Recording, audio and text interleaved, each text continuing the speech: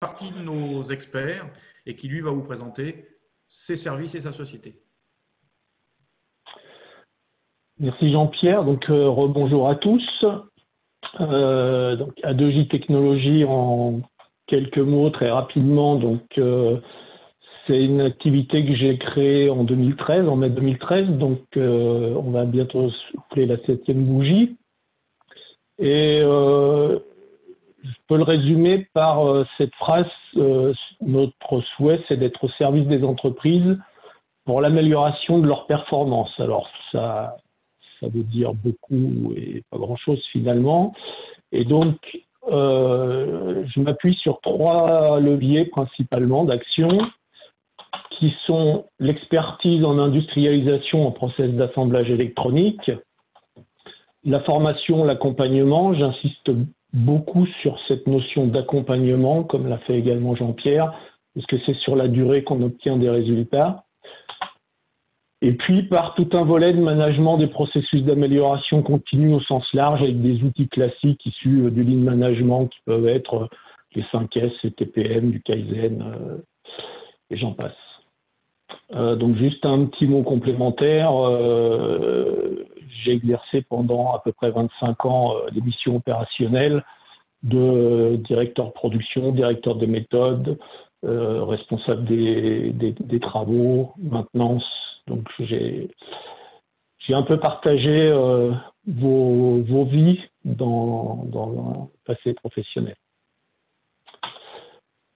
Alors on va commencer par un petit quiz, puisqu'aujourd'hui le thème de la journée c'est les MSL. Et donc qu'est-ce que signifient les 3 lettres MSL? Est-ce que on parle de Metal Solid Level, Major Soccer League, Moisture Sensitive Level, Moisture Sugar Level ou Main Sensitive Level?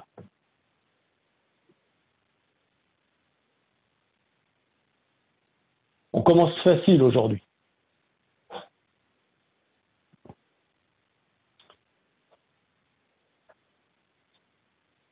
Donc pour l'instant, j'ai que des bonnes réponses, hein.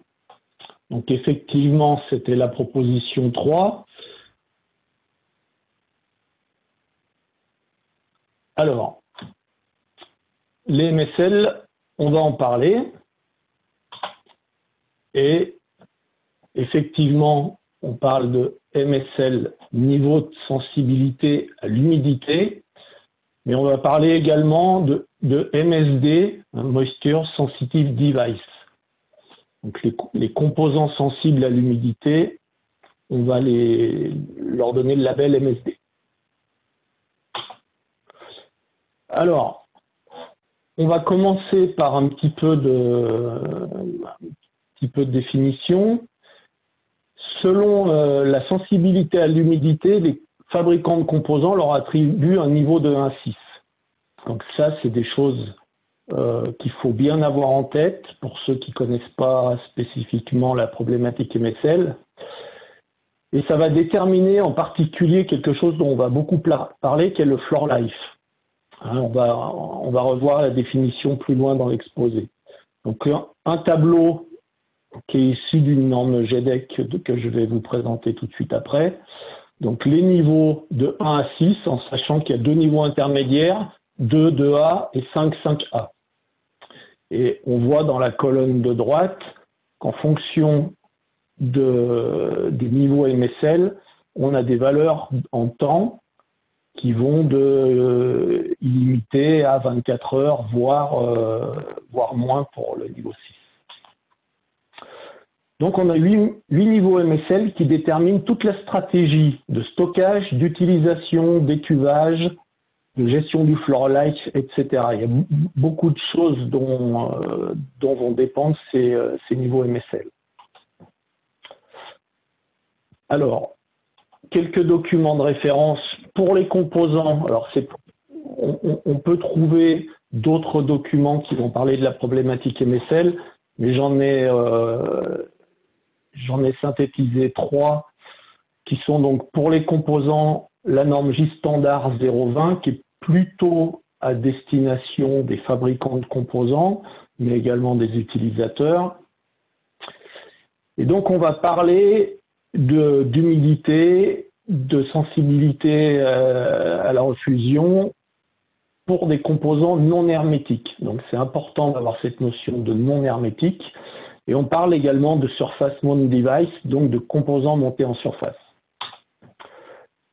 La principale, qui est la J-Standard 033, qui va nous parler de tout ce qui est utilisation, les conditions de refusion, toute la mise en œuvre des composants MSD. Et puis pour les PCB, un document qui va nous parler en particulier d'étuvage, qui est l'IPC 1601.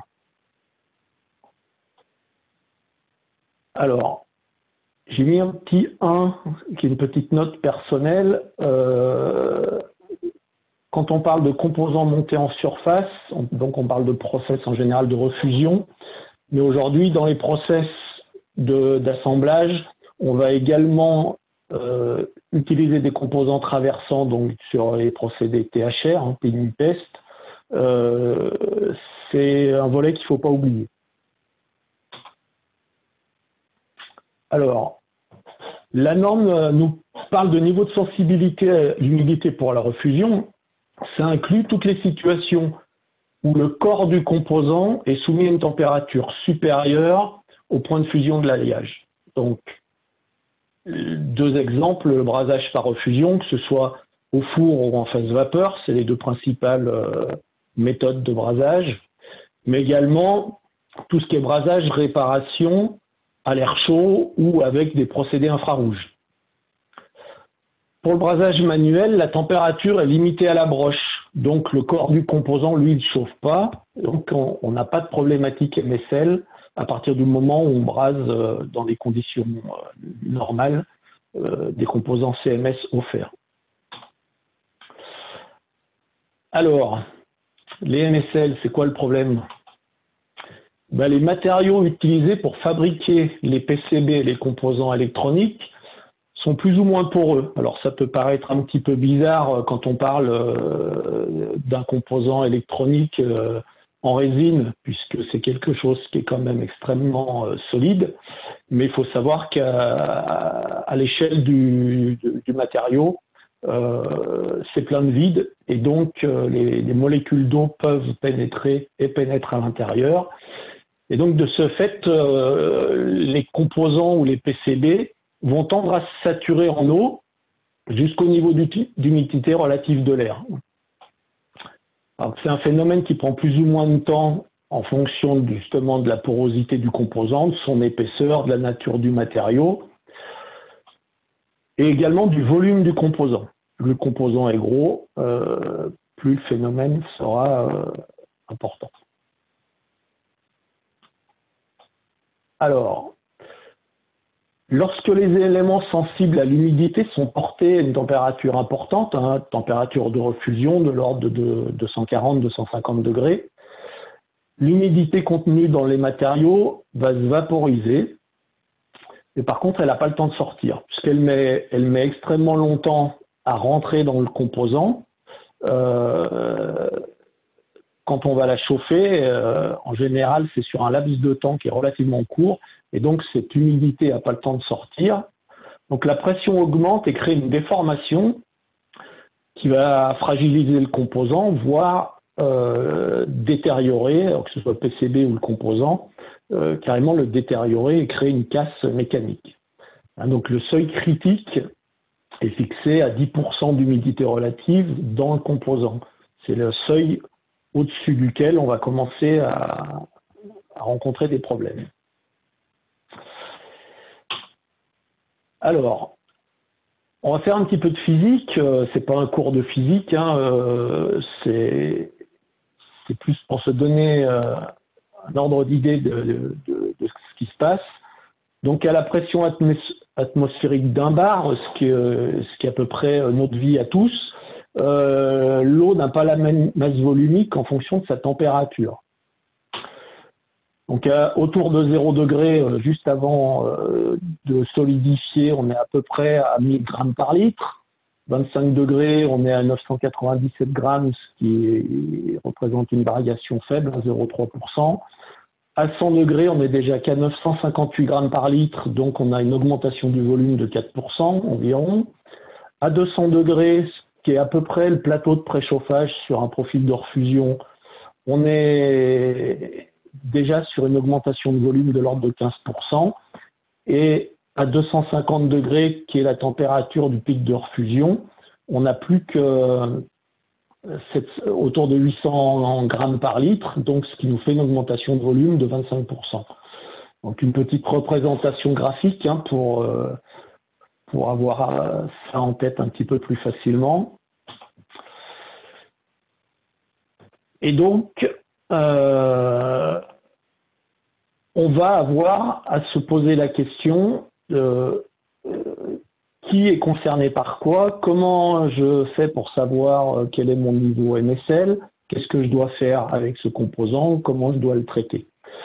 Donc, dans la norme J-Standard 020, il y a une identification que je pense que vous avez tous déjà vue sur des conditionnements de composants qui vont nous donner un certain nombre d'informations qui est le logo indiquant un composant qui est sensible à l'humidité, donc un MSD.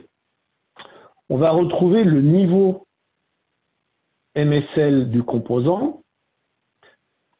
On va retrouver des informations alors qui ne sont pas toujours remplies, mais qui par contre sont très intéressantes, on le verra par la suite, voire très importantes, qui est la température de pic admissible sur le corps du composant, le nombre d'heures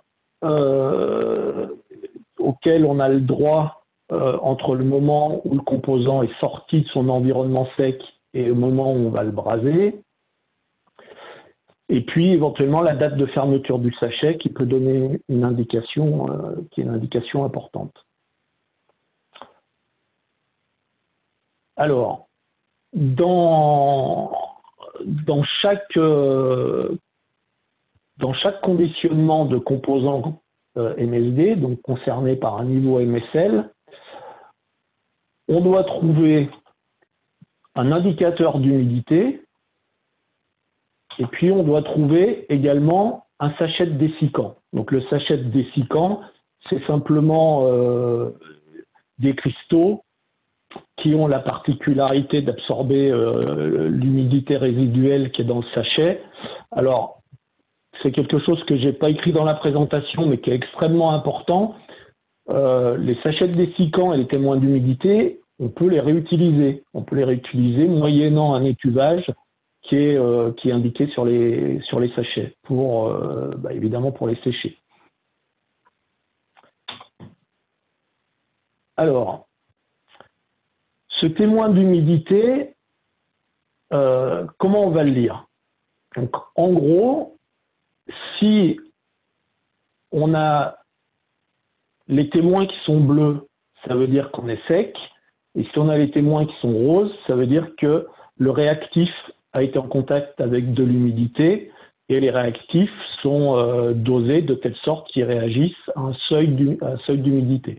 Alors, je me restreins aux couleurs bleues et roses qu'on rencontre régulièrement. Il y a d'autres variantes de modèles d'indicateurs d'humidité qui n'ont pas tout à fait les mêmes couleurs. Le principe reste le même, c'est des variations de couleurs.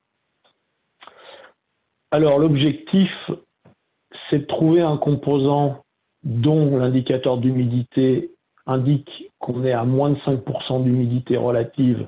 Donc ça, c'est l'idéal. Si le premier témoin à 5% a changé de couleur, ça nous donne l'information qu'à l'intérieur du sachet, on a une humidité résiduelle qui est comprise entre 5 et 10%, sachant que tout à l'heure, je vous ai dit que le seuil acceptable était fixé à 10, donc là, on est encore dans quelque chose d'acceptable. On va atteindre le seuil critique à partir du moment où on est sur une humidité comprise entre 10 et 60%. Et donc là, on a dépassé le seuil critique de 10%. Évidemment, si tout est au rose, qu'on est supérieur à 60%, ce qui est quand même relativement rare, hein, en tout cas dans les ateliers en France, là, on commence à avoir des soucis. Alors, un petit piège dans lequel il faut pas tomber, sur lequel il faut faire attention, le réactif des indicateurs d'humidité réagit, j'ai oublié le mot réagir, d'ailleurs relativement rapidement. Ça implique de le lire à l'ouverture des conditionnements, sinon on va fausser l'information. Si vous ouvrez un sachet, que vous laissez le témoin d'humidité à l'air libre, il va virer à la température, à l'hygrométrie de la pièce. Par contre, le composant, lui, ce sera encore pas saturé en eau, et donc on risque de prendre une décision par rapport à cette indication-là qui est fausse. Donc attention à bien lire le témoin d'humidité immédiatement à l'ouverture du sachet. Alors, avec toutes ces informations, comment on va s'y retrouver? Donc, ce qui est important, c'est de lire les informations du fabricant. Le fabricant fait l'effort, c'est la norme de mettre des indications sur le sachet. Il faut toutes les lire. Il faut conserver impérativement l'information. Alors, qu'est-ce que je veux dire par conserver l'information? C'est-à-dire que si vous ouvrez un sachet qui est identifié avec son niveau MSL, la référence du composant, et bien soit vous gardez vos composants dans ce sachet-là pour garder cette information, soit il faut être en mesure de la transcrire pour pouvoir la faire suivre avec les composants. En gérant le niveau MSL dans son système d'information, c'est extrêmement important que dans le système d'information, donc dans l'ERP, la GPAO, dans le code article du composant, on soit en mesure d'avoir un champ qui nous indique le niveau MSL. Ça nous permet d'automatiser et justement de faire suivre cette information-là de façon beaucoup plus fiable. Et puis en utilisant les normes, alors c'est une des particularités, c'est assez rare, c'est que les normes J-Standard 0.20 et 0.33 sont libres d'accès, donc sont téléchargeables sans avoir à payer sur Internet. C'est un peu dommage de s'en priver. Alors, on va refaire un petit quiz. Je vais vous propose 6 situations par rapport au témoin d'humidité qui est à gauche. Dans quel cas je dois étuver les composants? Donc, est-ce que je dois les étuver le cas 1, 2, 3, 4, 5, 6, en sachant que j'ai des MSL 1, MSL 2, MSL 3, MSL 4, MSL 5 et MSL 6. Donc, dans quel cas je vais devoir étuver les composants?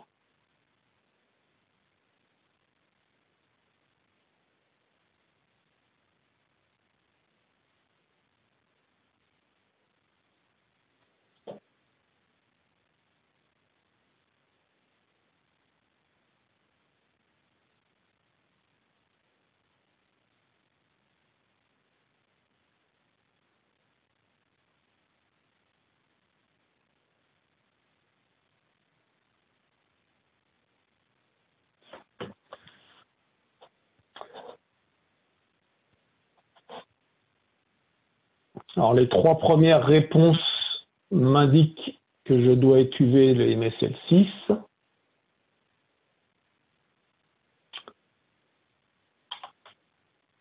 Alors, le numéro 1, il n'est pas concerné. Quand on regarde l'indicateur, on commence à se soucier de gestion des MSL à partir du niveau 2. Les propositions de 2 à 5, donc niveau MSL2, MSL5, l'indicateur est tout au bleu, donc on nous dit qu'on n'a pas besoin d'étuver à partir du moment où les 3 indicateurs sont au bleu pour ces niveaux-là. Alors effectivement, il y a la particularité du MSL6, et là, il faut voir la doc du composant, c'est pas si clair que ça dans la norme, sachant que dans les docs du composant, on nous dit qu'il faut étuver. Donc effectivement, la réponse 6 est plutôt adaptée. Mais attention attention MSL6, c'est vraiment quelque chose de très spécifique. Alors, même exercice, là, j'ai tous mes témoins qui sont roses.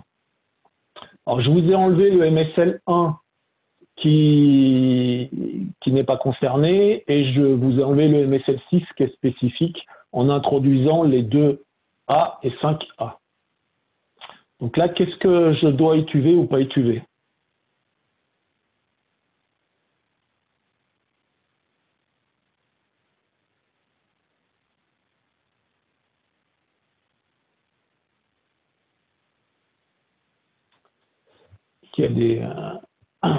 En fait, j'ai des spécialistes des MSL aujourd'hui parce que j'ai que des bonnes réponses. Donc effectivement, l'humidité relative est supérieure à 60%, donc je dois tous les étuver. Dans tous les cas, y compris le MSL2, je vais devoir l'étuver. Une petite variante où j'ai le témoin du 5% qui a commencé à virer. Il n'est pas encore tout à fait rose, il n'est pas... mais il est plus bleu.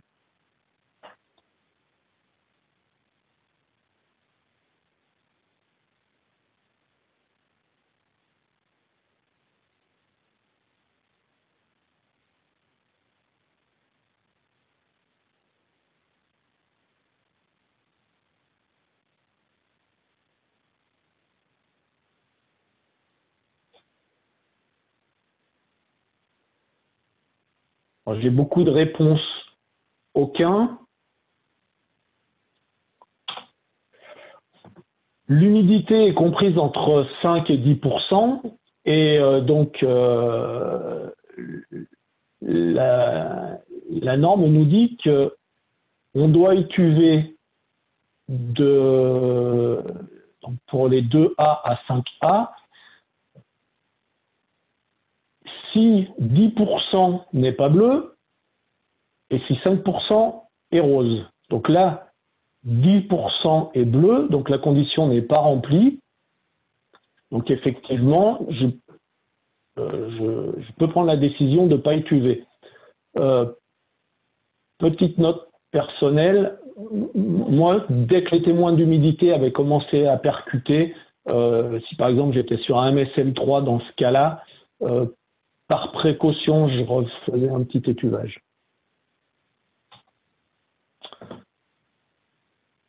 Alors encore une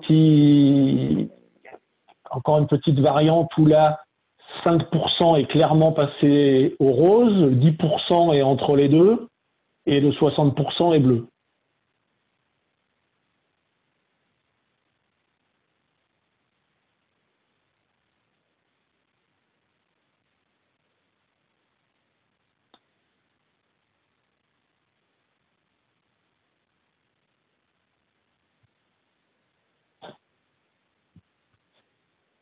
Donc, encore plutôt des réponses homogènes et plutôt justes, à mon avis. Donc, dans ce cas-là, je vais commencer à devoir étuver à partir du cas numéro 2, donc un MSL 2A, et jusqu'au 5A, puisque j'ai une humidité qui est comprise entre 10 et 60%. Et donc, l'indication me dit que je dois étuver les MSL2 si le témoin 60% n'est pas bleu. Là, il est parfaitement bleu, donc le niveau 2, je n'ai pas à l'étuver. Par contre, à partir de 2A, effectivement, étuvage nécessaire. Alors, qui dit MSL dit un volet important qui est le volet stockage. Donc, ce qui est important, c'est de garder les sachets fermés autant que possible. Alors, quand je dis fermé, c'est pas rabattu avec un bout de scotch, hein. C'est scellé, alors, sous vide ou sous atmosphère neutre. Si le sachet est ouvert, le stocker à l'abri de l'humidité aussi vite que possible. Attention à bien gérer la péremption des dry packs. Donc le dry pack, c'est le sachet métallisé dans lequel on vient mettre le composant sous vide ou sous azote. Les dry packs ont des durées de vie qui sont limitées, en général à 12 mois, dans certains cas un petit peu plus, mais 12 mois, ça passe vite dans un stock. Il faut bien gérer le floor life.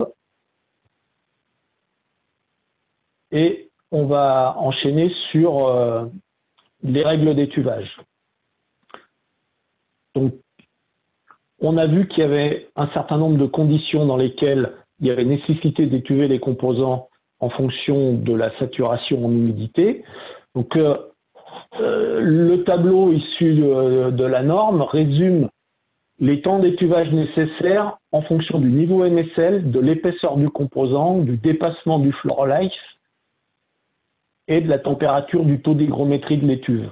Donc, en fonction des conditions dans lesquelles on va étuver le composant, on va avoir des variantes qui sont importantes, puisque on va passer de 3 heures dans le cas le plus favorable, donc 3 heures c'est relativement facile à gérer en prod, hein. Par contre à 79 jours dans le pire des cas. Donc je ne connais pas beaucoup de clients qui sont prêts à entendre me dire je vous livrerai dans 80 jours plus tard parce que j'ai pas étuvé mes composants au bon moment ou que j'ai mal géré les MSL.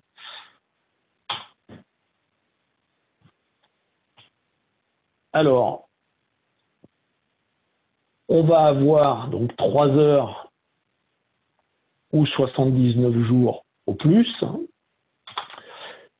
Et on va prendre l'exemple sur quelques cas qui sont pour le coup des cas fictifs, mais qui pourraient être des vrais cas réels. Premier type de composant, je vous propose un LGA lead free, épaisseur 1,8 mm, MSL3. Le floor life est dépassé de 80 heures et le plateau dans lequel il est conditionné supporte 150 degrés. Donc partant de ces informations-là et avec le tableau, donc je vais déjà prendre en compte l'épaisseur du composant. Donc je suis dans une épaisseur entre 1,4 et 2 mm. J'ai un MSL3 et j'ai un floor life qui est dépassé de plus de 72 heures, donc de 80 heures. J'ai un plateau qui supporte plus de 125 degrés et donc je vais me retrouver à devoir étuver ce composant-là à minima 27 heures à 125 degrés.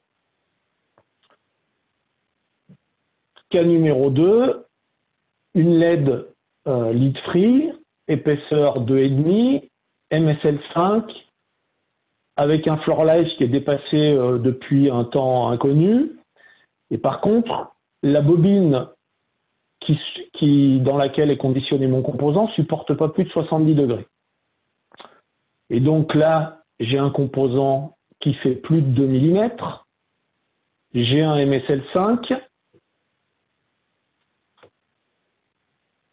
j'ai une bobine qui ne supporte pas plus de 70 degrés, donc je ne peux pas l'étuver à 90 degrés, je vais devoir l'étuver à moins, donc là on nous propose 40 degrés.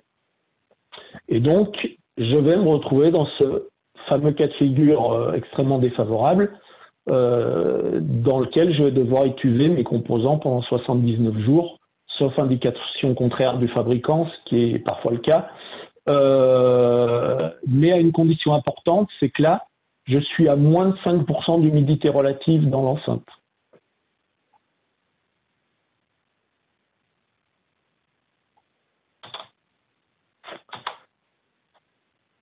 Le cas d'un composant encore différent, un BGA de 30 par 30 mm liquide free, épaisseur de 1,5 mm, MSL3, floor life dépassé de 100 heures, en plateau, donc en plateau qui supporte plus de 125 degrés.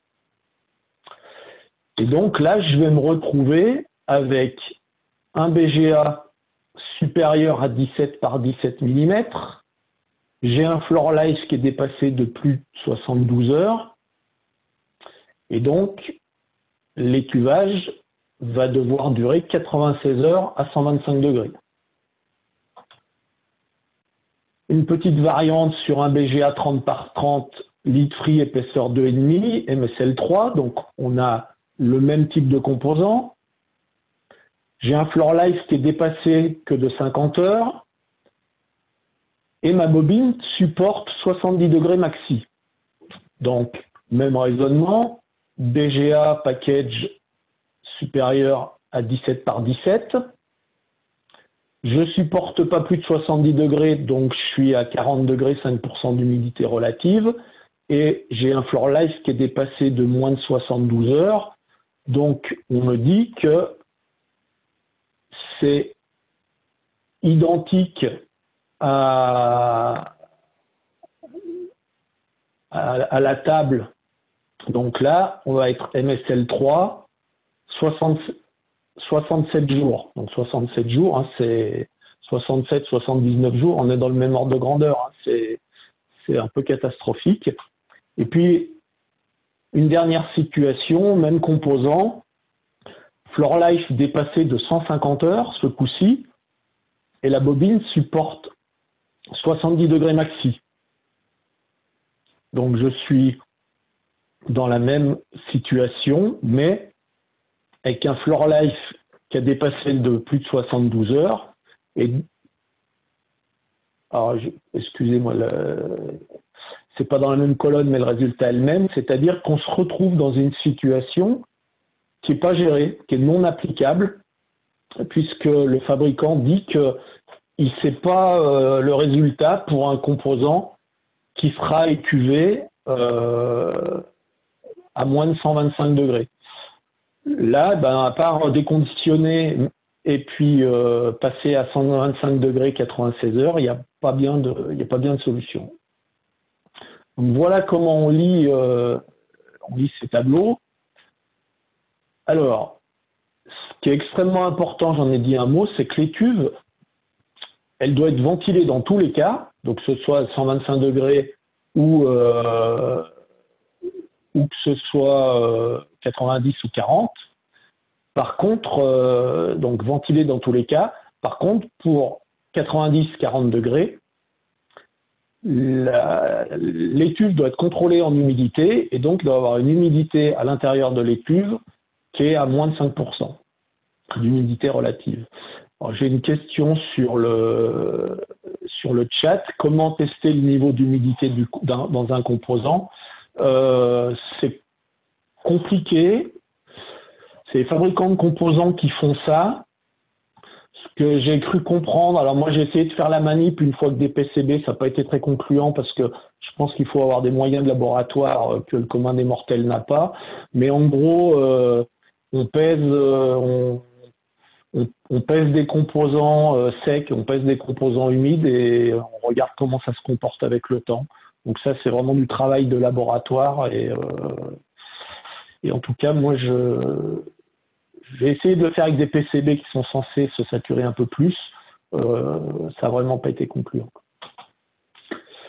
Alors, je vous ai beaucoup parlé du floor life. On va refaire un petit quiz. Donc, le floor life, c'est le temps entre l'étuvage et la mise en dry pack. C'est le temps maxi entre la sortie dry pack pose du composant. C'est le temps maxi entre la sortie dry pack et le passage en refusion. C'est le temps maxi entre la pose du composant et le passage en refusion, ou c'est le temps maxi du passage en refusion.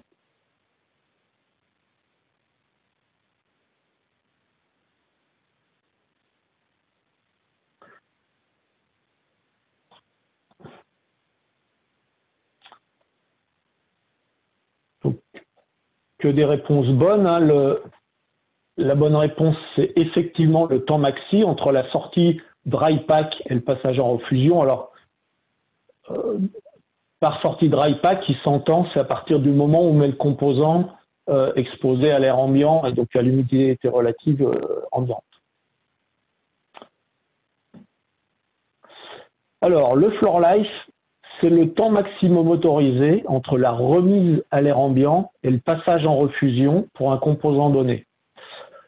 Et ce floor life, on a vu au départ qu'il a des durées extrêmement variables suivant le niveau MSL. Alors, je vous ai fait une petite démonstration qui est aussi un cas fictif, hein, en essayant de simuler ce qui pourrait être une fabrication dans un atelier qui travaille en journée. Donc, on a affaire à un composant MSL3. Le floor life restant est de 102 heures. Et on est dans une entreprise qui prend assez faiblement en compte le floor life et ne recherche pas spécialement à optimiser son process. Hein, donc, par exemple, on va avoir une sortie magasin, on va sortir le composant du dry pack et on va le laisser exposer à l'air ambiant pendant 15 heures. Pardon. Donc, il va nous rester déjà plus de 87 heures. Et puis après, on va charger la machine, 2 heures, on va produire 7 heures. Et puis, on va laisser le composant sur la machine jusqu'au lendemain matin, donc encore 14 heures de plus. On va reproduire une dizaine d'heures le deuxième jour, donc il va rester 54. Et manque de bol, le jour 2, c'est un vendredi, et donc on s'arrête le week-end. Donc on s'arrête le week-end, on a plein de choses à faire, et on n'était pas ou on n'est plus confiné. Et donc, du coup, quand on redémarre le lundi matin, on a encore mis 62 heures de plus d'exposition. Et donc là, on se retrouve avec un floor life qui est épuisé. Et si on ne fait rien, on va prier pour que ça se passe bien. Deuxième situation où je sors de mes composants du dry pack, je fais tout pareil le week-end. Par contre, le lundi matin, on s'aperçoit que le floor life est dépassé et donc on va devoir prendre la décision d'étuver le composant 48 heures. Ça aura pour effet de refaire une remise à zéro du floor life, donc on va repasser à 168 heures, qui est le floor life d'un MSL3. Et puis on va reproduire, et puis on va retourner en enceinte sèche, et il va nous rester 150 heures. Le problème, c'est qu'on a géré la situation, mais on a pris 2 jours de retard dans la production. Et puis la même situation, en ayant une prise en compte un petit peu plus efficace et une recherche d'optimisation de la situation. Donc, quand on va faire la préparation, on va laisser le composant sous vide, donc au sec, et donc il n'y aura pas de temps de décompter, on va garder nos 102 heures. On va faire en sorte de charger les composants MSL en dernier, donc d'ouvrir les sachets au dernier moment. Donc, par exemple, on va gagner 1 heure. On va produire. Avant de partir le soir, on va remettre les composants sensibles en enceinte sèche. Donc, on va également bloquer le temps. On va reproduire. Le week-end, on va les laisser en enceinte sèche, ainsi de suite. Et puis, on va faire en sorte de les ramener en enceinte sèche le plus vite possible. Et vous voyez qu'en le gérant comme ça, alors, j'ai pas produit plus vite. Par contre, au lieu de prendre un risque ou au lieu de perdre 2 jours de production, sur les 102 heures, j'ai encore 77 heures de floor life disponible. Donc, en gros, j'ai consommé qu'un quart du floor life, alors que dans les deux autres cas, ça m'avait posé problème. Alors, comment on décompte le floor life? Alors, idéalement, il faudrait le décompter en scannant et en ayant un système automatique qui nous dit je suis dans une atmosphère sans humidité, donc j'arrête le décompte, ou je suis exposé à l'humidité, donc je remets en route le décompte. On va le gérer assez classiquement avec ce que j'appelle une étiquette au rotateur. Hein, donc, je suis sorti tel jour à telle heure, je suis rentré tel jour à telle heure, je compte le nombre d'heures et puis je le reporte sur l'étiquette pour connaître le floor life restant. Et puis par tout moyen permettant de garantir que le floor life n'est pas dépassé. Alors après, ça peut être divers et varié. Hein, malheureusement, il n'y a pas de recette miracle. Quand on parle MSL, on ne peut pas s'empêcher de parler process. Bon, en tout cas, moi, je ne peux pas m'empêcher d'en parler. Et en particulier, le volet température. Alors, sur le volet température, on a plusieurs critères importants. Premier critère, c'est la température de pic. La température de pic, donc TP sur notre profil graphique. Et puis le temps au-dessus du liquidus, donc c'est le temps pendant lequel on est au-dessus de la température de fusion de l'alliage. Alors aussi, après, c'est pas spécifique au MSL, hein, mais bon, évidemment, on va se soucier des pentes pour éviter de chauffer trop vite et refroidir trop vite pour pas créer des contraintes mécaniques supplémentaires. Alors, exemple pour deux composants. Le composant 1 BGA 2 mm d'épais, volume 120 mm3, MSL 2A. Donc, on est sur un composant lead-free, on a un volume de 120 mm3, donc on est dans cette colonne-là, et on a une épaisseur de 2 mm, et donc le tableau nous dit que on peut aller jusqu'à une température maximum de 260 degrés. Pour un composant 2, un LGA lead-free, épaisseur 5 mm, volume 450 mm3, MSL 3, donc on est 450 mm3, supérieur à 2,5 mm, et donc 245 degrés maxi. Vous voyez déjà qu'en termes de température maximum admissible, on a perdu 15 degrés, ce qui est considérable, sachant que la température minimum qu'on cherche à avoir est plutôt de l'ordre de 235 degrés. Donc, ça nous laisse une marge qui est très faible. Alors, quand on parle MSL, on parle également obligatoirement de PCB, hein, c'est incontournable, puisque les matériaux utilisés pour les PCB sont sensibles à l'humidité, en tout cas reprennent de l'humidité. Alors, dans l'IPC 1601, on nous donne un certain nombre d'indications pour les cuvages des PCB, mais également des indications qui sont liées à la finition du PCB. Donc, pour une finition nickel-or, qui est quand même aujourd'hui une des finitions les plus couramment utilisées, on nous dit qu'habituellement, enfin, il n'y a pas de risque si l'étuvage est un petit peu plus important et en tout cas dure un petit peu plus longtemps. 105, 125 degrés, 4 à 6 heures. Sauf cas particulier, quand on fait 110 degrés 4 heures, en général c'est déjà pas mal, 110 degrés 6 heures c'est bien. Ensuite, un focus particulier sur les finitions en étain chimique, où il faut faire attention, l'étuvage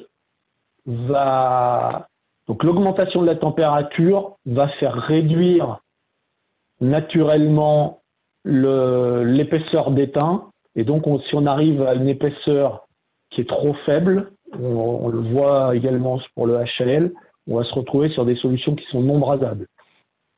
Et puis pour le HAL, hein, donc une indication, le HAL est aussi quelque chose qui est souvent utilisé, qui est considéré sans problème et sans risque. C'est pas tout à fait vrai quand on parle d'étuvage. Si vous étuvez trop chaud trop longtemps, on va diminuer l'épaisseur d'étain et surtout on va créer des intermétalliques qui vont qui vont rendre la carte non brasable. Donc ça c'est embêtant. Hein. Donc pour certains PCB, il convient d'appliquer des règles spécifiques, en particulier pour les matériaux hygrophiles. Donc hygrophiles qui aiment bien l'eau, tels que les polyimides, donc les circuits flex rigides, puisqu'il y a des circuits flex polyimides, mais il y a aussi des circuits rigides polyimides. Tous les matériaux spécifiques, style haute fréquence, font rarement bon ménage avec l'humidité, et la reprise d'humidité peut être inférieure à 24 heures sur certains matériaux. Donc c'est difficile de faire une liste exhaustive, et dans ces cas-là, le mieux c'est quand même de voir avec le fabricant de composants ce que lui préconise. Alors, il y a une question sur le chat, c'est quoi le niveau MSL d'un PCB? Moi, j'ai jamais trouvé dans la norme quelque chose qui donne un niveau MSL de PCB. Certes, en tout cas, j'ai un exemple où les gens leur attribuent arbitrairement un niveau 5A, principalement pour on va dire la gestion du floor life. Donc l'étuvage, c'est la norme IPC 701 qu'il a décrit. Et puis après, il leur attribue un niveau 5A qui dit qu'il faut braser dans les moins de 24 heures. C'est très variable suivant le type de PCB, compliqué de le rentrer dans une catégorie. Donc, est-ce que vous faites une différence entre un PCB multicouche ou double face? Plus le nombre de couches est important, plus le risque est important, puisque un multicouche, c'est un millefeuille hein, de collage de PCB double face avec donc les uns sur les autres. Donc forcément sur un PCB 12 couches de 24 dixièmes d'épais, on va peut-être être un petit peu plus attentif. Alors ce qui est important en matière d'étuvage des PCB, c'est que mettre la pile de 20 cm de PCB comme ça dans les tubes, vous oubliez. Idéalement, il faudrait les mettre plutôt par pile de 1 à 2 cm, pas plus, quoi.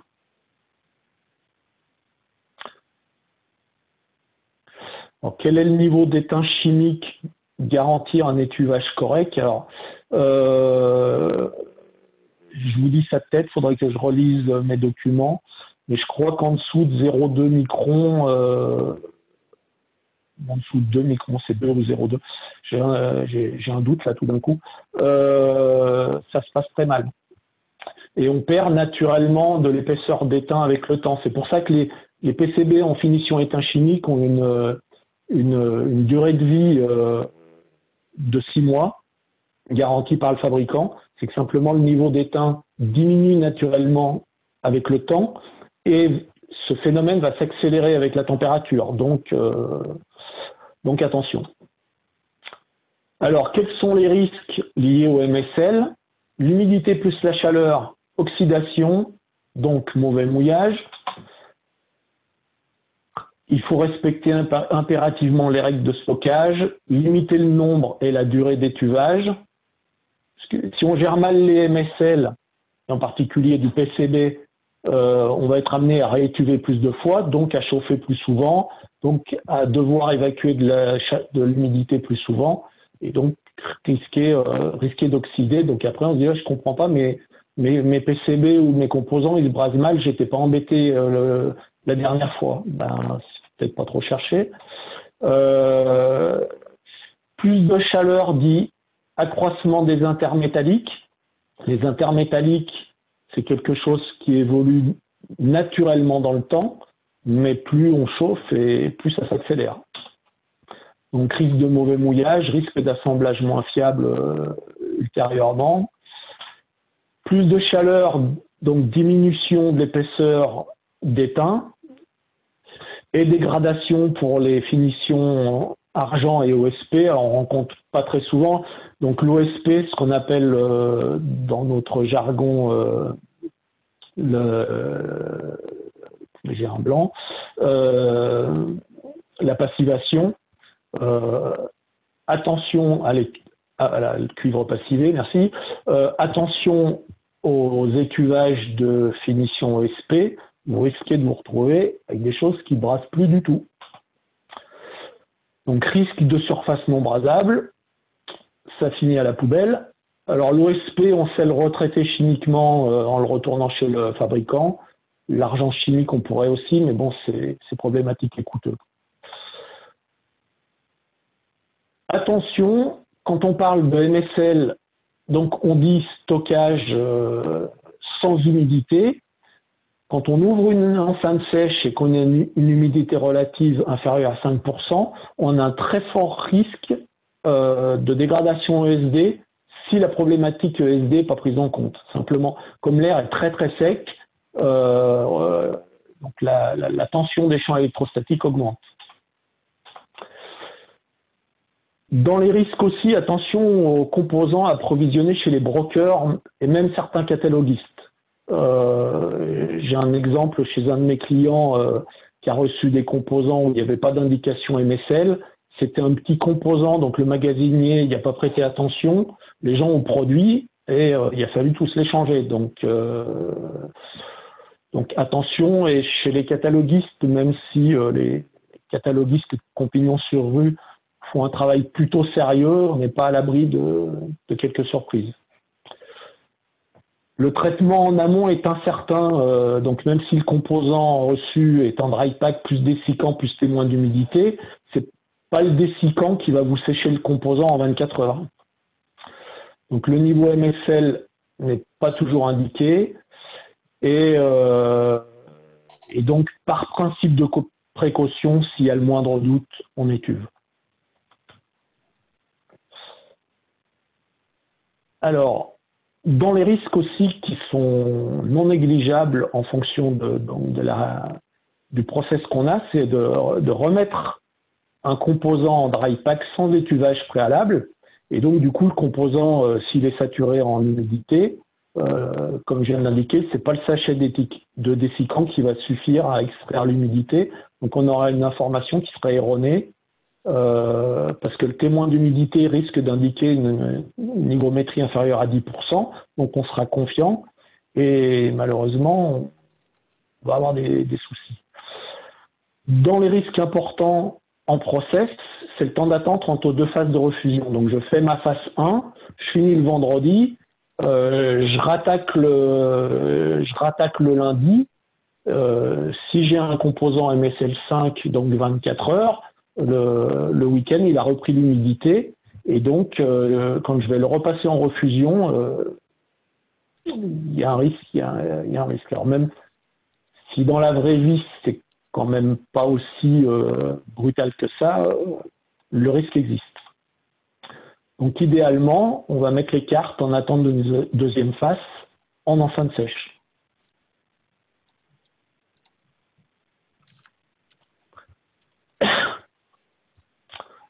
On va limiter le temps entre deux refusions au temps le plus court entre le PCB et les composants. Un petit focus sur les MSL6 dont j'ai parlé tout à l'heure. Alors ça, c'est un exemple réel rencontré chez un de mes clients avec une LED tricolore. Donc je vous ai même mis la référence, SK6812. Donc sur le sachet, c'est bien marqué MSL6. Ils s'en sont rendus compte parce que leur client final leur avait fourni les LED dans un sachet qui n'était pas identifié. Ils les ont montés, ils les ont pétés. Et donc, en grattant un petit peu, on a trouvé le problème. Donc, le MSL6, on nous dit qu'il faut obligatoirement étuver avant d'utiliser. Et après étuvage, ils doivent être passés en refusion selon selon les spécifications sur le composant. Donc, la refusion est dans la limite de temps spécifiée. Donc, ça, c'est pour le MSC de 6. Si je prends la doc technique de ce composant-là, donc, on nous dit qu'elle doit être soudée ASAP, donc aussi vite que possible, en sachant que là, on nous dit que ce temps-là, il est d'1 heure. Donc, entre le moment où je sors mon composant de l'étuve et que je le passe en refusion, et on parle bien de passage en refusion, c'est-à-dire qu'il faut avoir chargé le composant sur la machine, poser le composant, éventuellement contrôler la carte, la passer au four. Donc, vous voyez, 1 heure, ça passe très très vite, il ne faut pas qu'il y ait d'aléa. Et ce composant-là, par exemple, si on doit le réétuver, c'est 70 degrés, plus ou moins 5 pendant 24 heures. Alors, probablement que le niveau MSL 6 est dû au fait que c'est des LED qui ont des dômes en silicone et donc c'est des matériaux qui sont hygrophiles. Donc vous avez bien lu, hein, le Floor Life, il est d'1 heure. Donc, la particularité pour cette LED, parce que même déjà le Floor Life 1 heure, c'est super contraignant, mais en plus, on nous dit que c'est pas 260, c'est pas 250, c'est pas 245, c'est 240 maxi, le TP, donc 240 maxi, et une température supérieure à 235 degrés, pas plus de 10 secondes. Donc,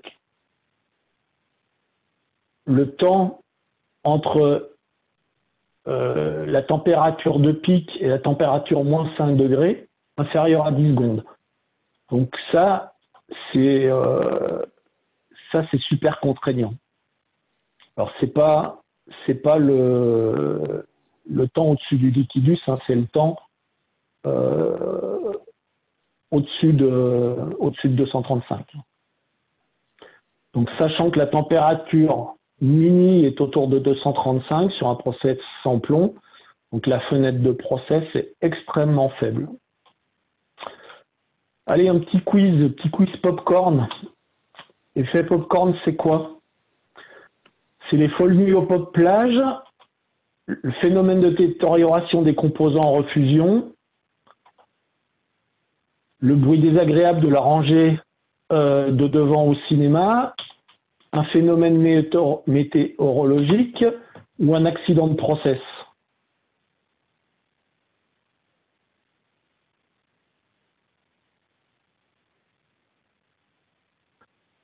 Alors, j'ai beaucoup de réponses à 2. Moi, je vous ai mis 2 et 5 parce que, effectivement, la vraie réponse, c'est le phénomène de détérioration des composants en refusion. Hein, donc, comme son nom l'indique, l'effet popcorn, vous imaginez un grain de maïs que vous jetez dans la poêle chaude. Le grain de maïs va monter en température. L'écorce du grain de maïs étant rigide, l'humidité à l'intérieur va gonfler, donc exactement comme dans mon composant. Et il y a un moment, la pression de la pulpe et de la vapeur d'eau sera telle que ça va rompre l'écorce du grain de maïs et donc laisser sortir la pulpe. Donc le phénomène, c'est pour ça qu'on l'appelle effet popcorn, hein, c'est que le composant va se casser. Alors, moi, je m'autorise aussi à dire que c'est quand même un accident de process parce que c'est quelque chose qu'on a mal maîtrisé dans notre process. Alors, pour le 1, seuls les anéciens de ma génération peuvent savoir ce que c'est que les Folmios pop plage.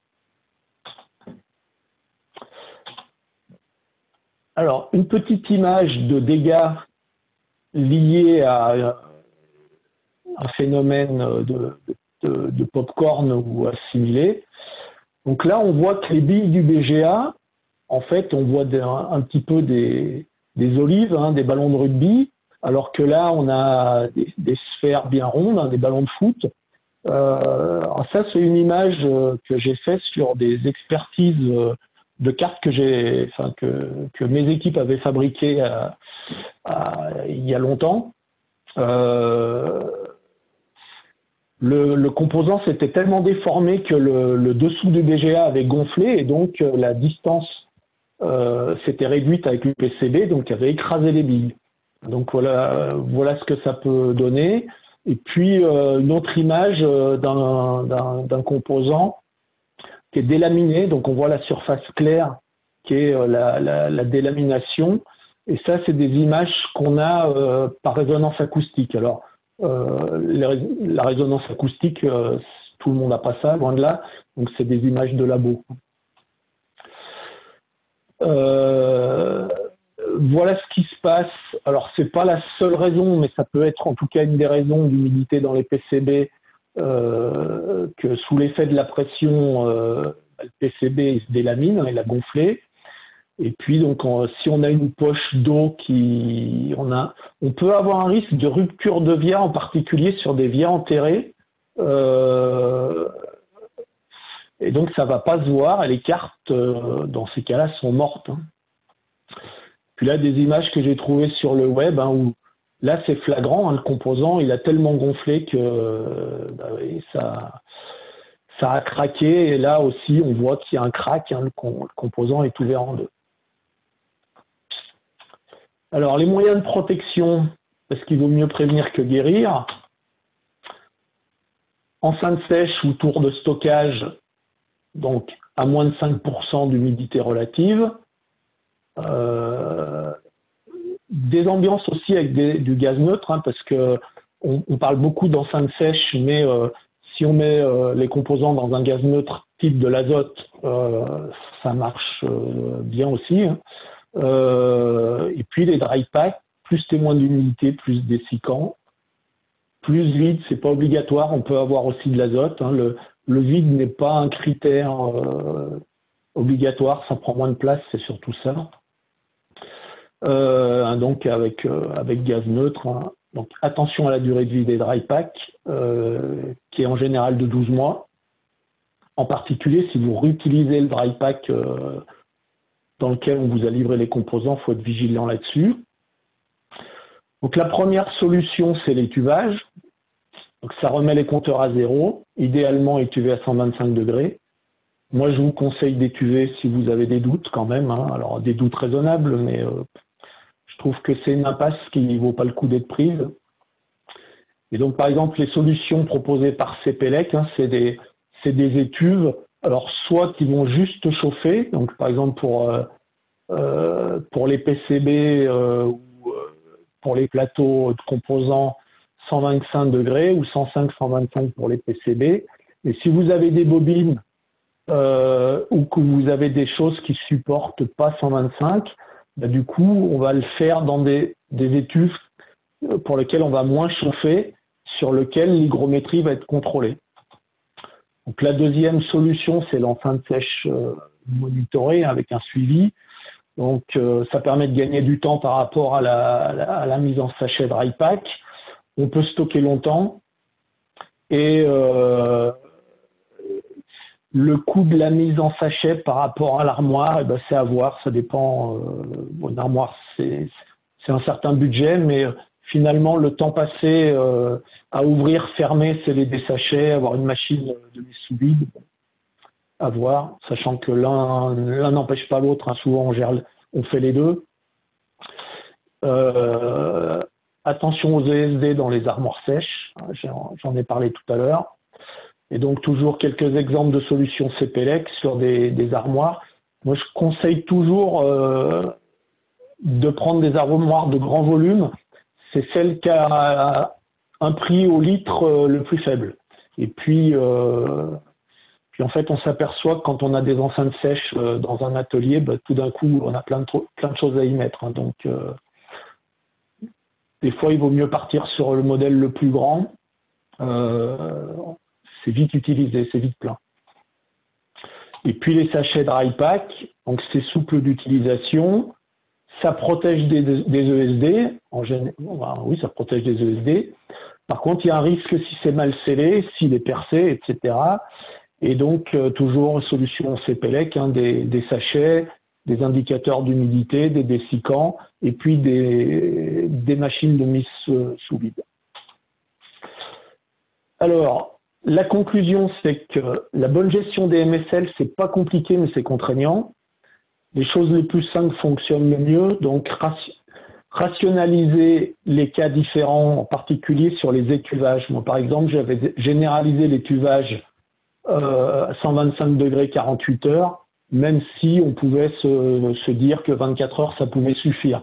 Ça évite de prendre des risques. Donc, on se met sur un dénominateur commun le plus favorable et ça évite des ennuis. Pas prendre de risques en cas de doute. Et en général, ça ne se voit pas. Hein. Les problèmes liés à de la casse de composants liés aux problématiques MSL, c'est comme les ESD, ça se voit en général pas. Et c'est trop tard quand ça se produit, quoi. Et puis la gestion des MSL, c'est souvent le reflet de l'organisation générale d'une entreprise. Donc quand l'entreprise est bien organisée, bah, classiquement, on trouve des choses qui sont plutôt bien faites, plutôt simples, mais bien faites. Et en tout cas, il faut de la rigueur. Alors, les principales difficultés pour moi hein, dans la gestion des MSL, c'est le décompte du floor life. Quand on a quelque chose d'automatisé, c'est le top. Mais sinon, ça reste quand même des fois un peu laborieux. L'étuvage des composants en bobine qui ne permettent pas d'étuver à 125 degrés, c'est une vraie problématique par rapport au temps d'étuvage nécessaire. La fenêtre de process qui est limitée en matière de pic de température, donc attention aux gros composants. Les appro-cataloguistes brokers qui peuvent poser des problèmes. Et je suis arrivé au bout de cette présentation qui était dense et relativement longue. Et donc je vous propose qu'on passe aux questions-réponses. Donc, il y a deux choses sur le chat, délamination et limite d'étuvage maxi d'un composant. Alors, sur la limite d'étuvage, c'est pareil, je vous dis ta tête, j'ai pas regardé cette information. Sur les composants, on parle de cycle de refusion maxi, pas tellement de cycle d'étuvage. Mais sachant que plus on étuve, plus on vieillit le composant et plus on le fragilise. Donc, il faut le limiter au maximum. Mais moi, ce que j'ai retenu, c'est le nombre de passages en refusion qui était limité à 3 surtout. Alptron, Monsieur Denis Biès, sur la délamination, je ne sais pas si vous pouvez préciser votre demande. Alors, si on garantit un étuvage à moins de 2%, est-ce que cela réduit la durée d'étuvage? A priori, non. Hein. A priori, non.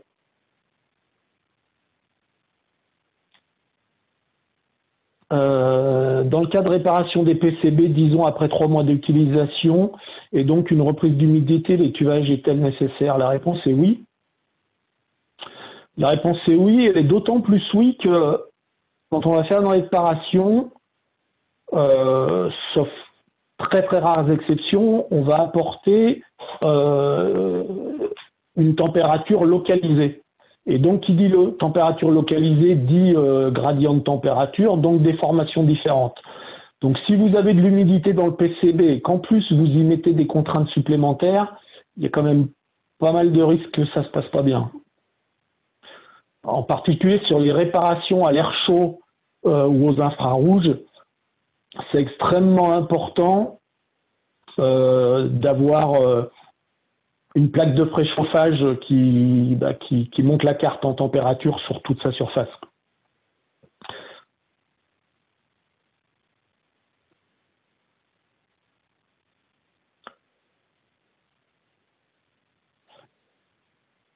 Est-ce qu'il y a un point particulier sur lequel peut-être ça n'a pas été clair ou que ça nécessiterait... J'ai déjà parlé de beaucoup de choses.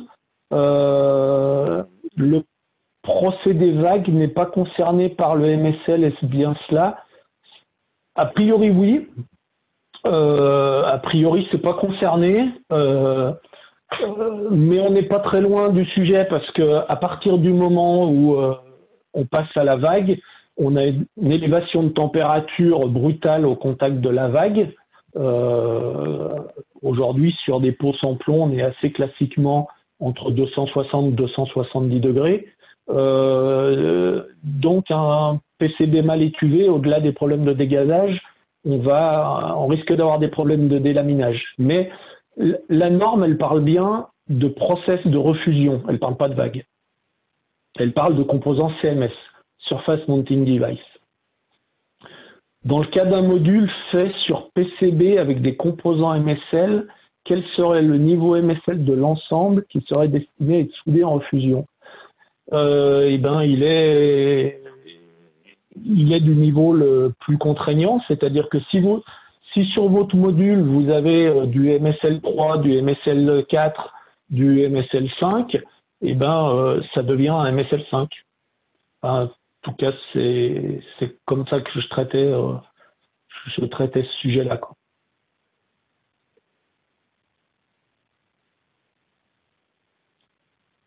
Alors, le PCB étant 5A, ce serait 5A, non? Oui, c'est ce que je vous ai indiqué tout à l'heure.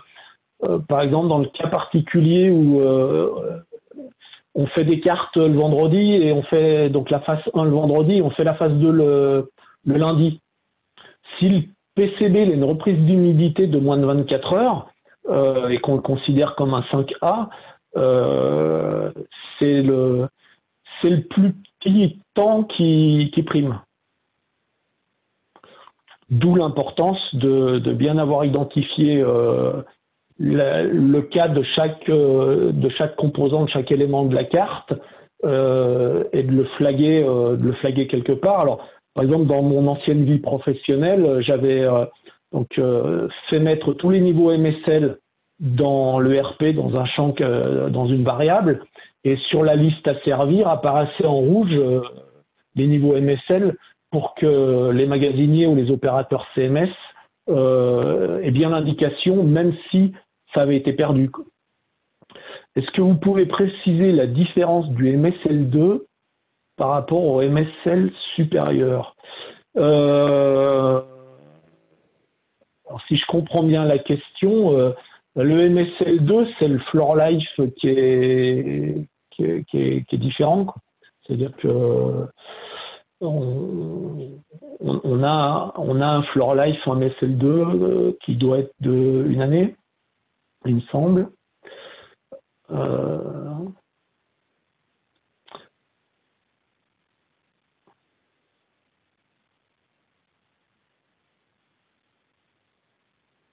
Voilà. Si on prend les tableaux, on prend les tableaux qu'on a vus, voilà, deux préoccupations. C'est quel est mon niveau d'humidité et donc dans quelles conditions je dois réétuver ou pas. Quelle est la durée autorisée entre le moment où mon composant est à l'air libre et le moment où je le passe en refusion? Et puis après, il y a toutes les problématiques liées à l'épaisseur, à tout un tas de choses. Le mieux, c'est d'avoir quand même la J standard 033, un peu comme, non pas Bible de chevet, mais sur les bureaux méthodes, on devrait trouver la J standard 033 assez près du sommet de la pile, quoi. En tout cas, à portée de main.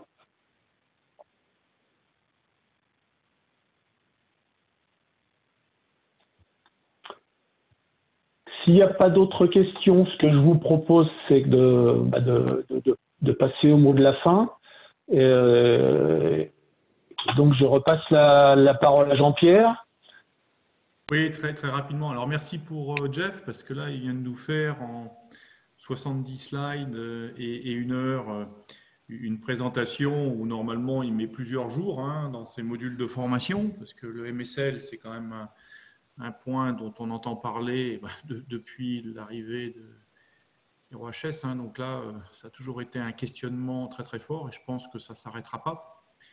Donc, merci encore à Jeff. Je le répète. Pardon. Excuse-moi Jean-Pierre de te couper, quelque chose que je n'ai pas écrit, c'est que le niveau MSL est déterminé par le fabricant de composants. Et j'ai pas la référence, je me souviens de la situation, mais j'ai plus la référence en tête, où un composant MSL est un jour passé de niveau 3 à niveau 4. Simplement, le fabricant de composants a dû avoir un retour d'expérience négatif et il a durci son niveau MSL. Donc attention, c'est vraiment une problématique qui est vivante, hein, qui est mouvante.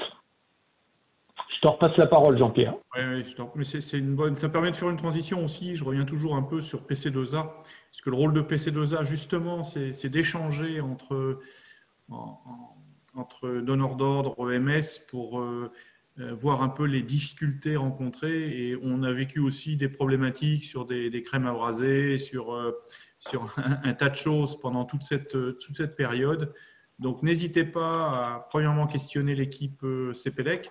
Et puis, sur PC2A, on reste vraiment à votre disposition pour vous mettre en relation avec d'autres industriels. Donc, encore merci. Je vais repasser la parole à Mélissa qui va présenter les conférences à venir et l'organisation. Oui, merci Jean-Pierre. Merci beaucoup Jean-François pour cette présentation très complète. Il y a eu beaucoup de questions tout au long de la présentation, donc ça prouve que c'est un sujet, je pense, qui soulève des questions à l'heure actuelle. Demain à 14 h, on aura l'épisode 3 de notre session se retrouver dans les normes IPC à partir de cas concrets. La semaine prochaine, on se retrouvera mardi à 10h30 pour une nouvelle thématique. La semaine prochaine, ça va être que des nouvelles thématiques. Donc mardi à 10h30, on va parler des fumées nocives, fumée de brasage, fumée de pollution laser. Voilà, comment se protéger contre ces fumées. Mercredi à 14 h, on va parler énergie. Comment arriver à maîtriser ces énergies pour faire des économies. Et jeudi prochain, on aura encore une nouvelle thématique sur le télétravail. Voilà, nouveau mode de travail, nouveau mode de fonctionnement. Donc, n'hésitez pas aussi à aller sur notre chaîne YouTube où tous les lives sont mis en replay si vous voulez les revoir ou si vous voulez les partager avec d'autres personnes. Voilà, et si vous avez des questions, on est tous à votre disposition. Merci à tous pour votre participation et voilà, on vous enverra très rapidement le programme avec les liens de la semaine prochaine. Merci, au revoir. Merci, au revoir.